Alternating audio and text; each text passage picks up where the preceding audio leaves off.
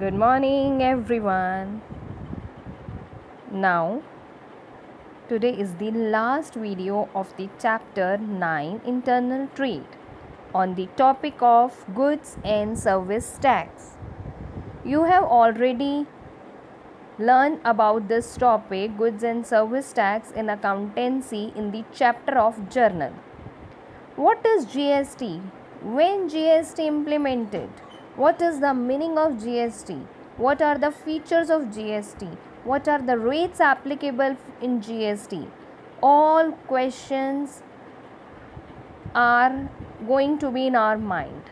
So, in today's class, in today's video, we will discuss and understand the concept of goods and service tax, which was implemented in July 2017. So, again, welcome back, my students, my dear ones. After watching this video, you will be able to learn the concept of GST and its key features. So, Government of India, following the credo of one nation and one tax. Our India wants one nation. One nation means only India is there. Every person pays only one tax.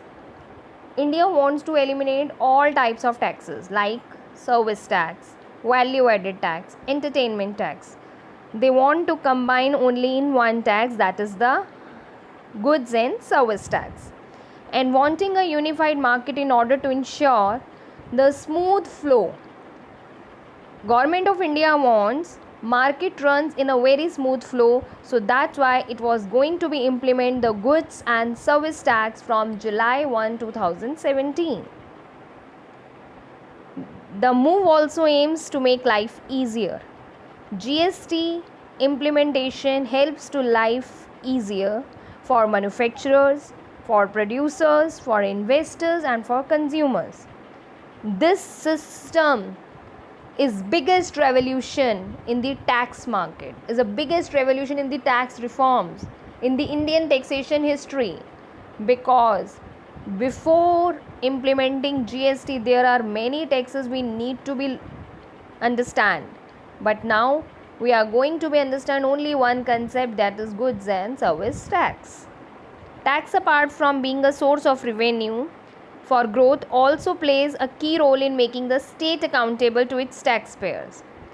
Effective taxation ensures that public funds are effectively employed, which fulfills social objective for sustainable development. Sustainable development, that is for future purpose. And the most important point is GST is a destination based single tax.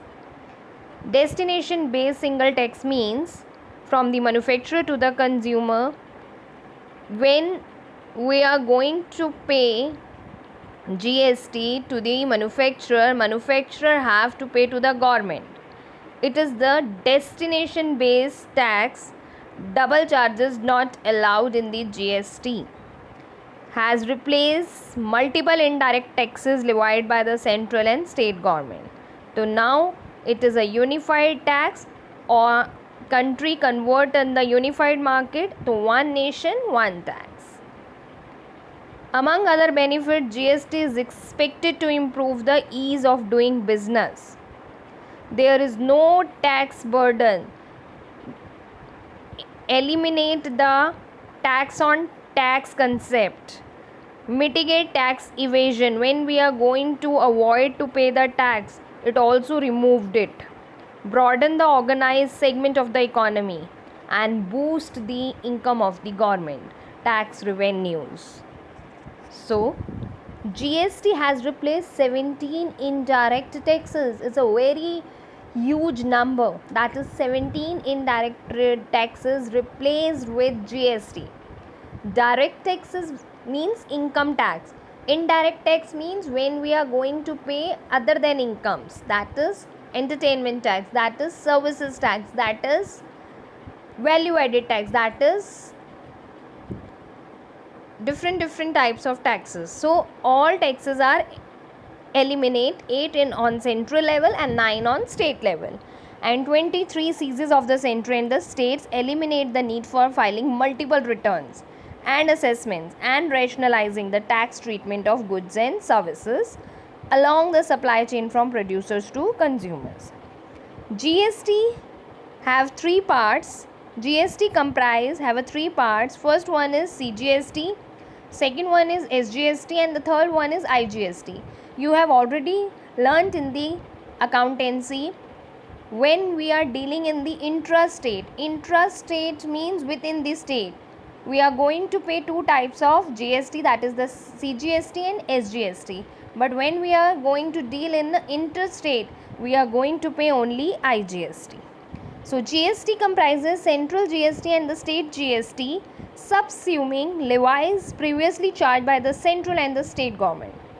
GST is charged at each stage of value addition and the supplier offsets the levy on inputs in the previous stages of value chain through the tax credit mechanism. The last dealer in the supply chain passes on the added GST to the consumer, making GST as a destination-based consumption tax. Provision of availing input credit at each stage of value chain helps in avoiding the cascading effect, which is expected to reduce prices of commodities and benefits the consumers. So, features of GST. First one, the territorial spread of GST is the whole country including Jammu and Kashmir. Many laws are not implemented in the state of Jammu and Kashmir, but GST is implemented in Jammu and Kashmir as well. GST is applicable on the supply of goods. It is only applicable on the supply of goods or services, as against the present concept of tax on the manufacture or sale of goods or on the provision of services. It is applicable on the supply, not on the manufacturing, not on the sale. It is based on the principle of destination based, not origin based. When we are going to be reached, where it is a destination, where it is to be want to be reached, it is totally based on destination, not on the part of origin. Where it is to be origin the goods, it is not calculated on the basis of origin. Import of goods and services is treated as interstate supplies and would be subject to IGST, interstate goods and service tax, in addition to the applicable custom duties. CGST, SGST and IGST are levied at rates mutually agreed upon by the centre and the states under the aegis of the GST Council. There are 4 tax slabs: 5%, 12%, 18% and 28% for all goods or services.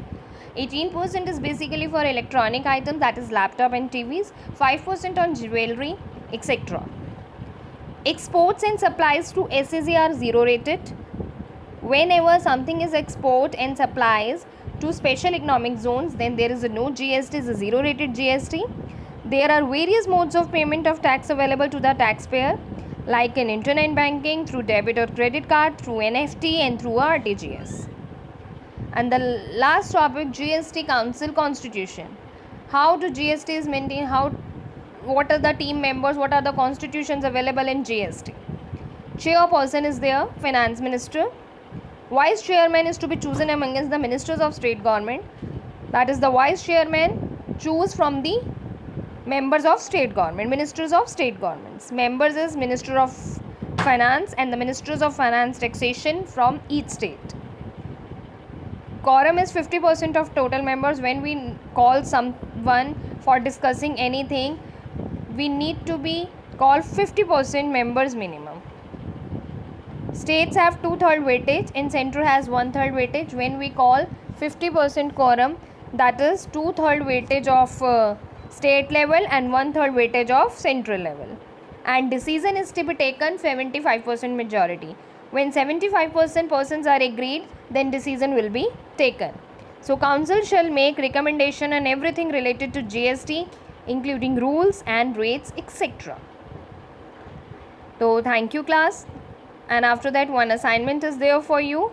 There are very simple questions. What is GST? Write its features and what are the types of GST. We had already discussed CGST, SGST and IGST and Constitution of GST Council. Thank you. I hope you all have understand the concept of internal trait. If you have any doubt, you can write in the comment box. Thank you so much. Thank you.